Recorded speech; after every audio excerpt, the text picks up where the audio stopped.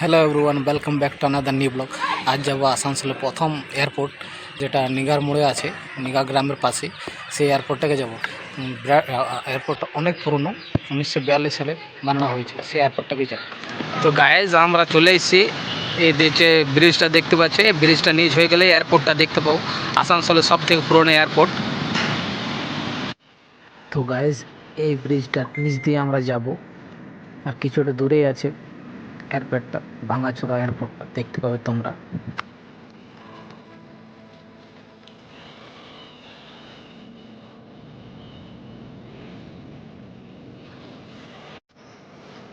ওই সাইডে একটা জল টাঙ্কি হচ্ছে, তার জন্য দেখতে পাচ্ছি তোমরা সাইডে সাইডে পাইপগুলো পড়ে আছে, মোটর জলের পাইপগুলো।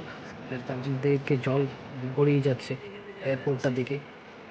সারা মাঠটাতে জল হয়ে গেছে। এয়ারপোর্টটা যে কংক্রিটের নিচগুলো করা ছিল সেগুলা নেই।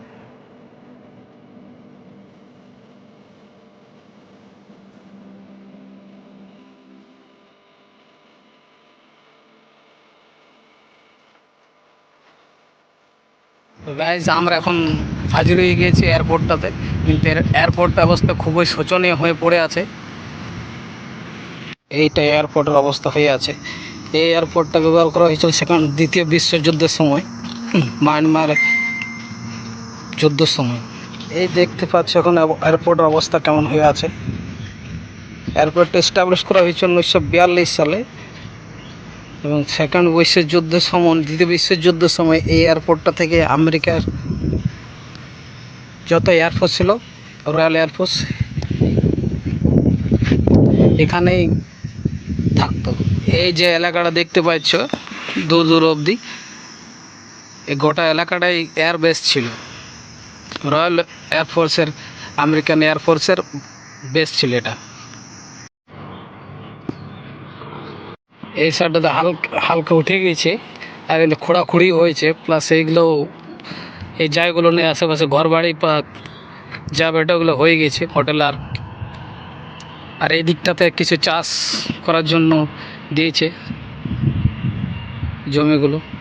এরিয়াটা অনেক বড় ছিল আগে, এখন কিছু জায়গাটা সীমিতর মধ্যে রয়ে গেছে। আর আগের দিকটা দেখতে হচ্ছে ঘর বাড়ি হয়ে গেছে এই জায়গাগুলো।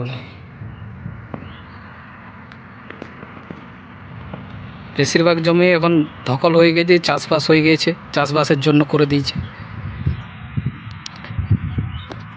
আমরা তখন ওই দিকটাতে ছিলাম, আর এই সাইডটাতে ঘুরে এলাম, সেটা দেখতে পাচ্ছ। এখন যে তোমরা এয়ারপোর্টটা দেখলে আসানসোলে, সেই এয়ারপোর্টটা নর্থ পয়েন্ট স্কুল আছে চাঁদার মোড়ের কাছে, সেই স্কুলটার অপোজিটেই এয়ারপোর্টটা বেড়ে। আর ভিডিওটা কেমন লাগলো অবশ্যই জানাবে কমেন্ট করে।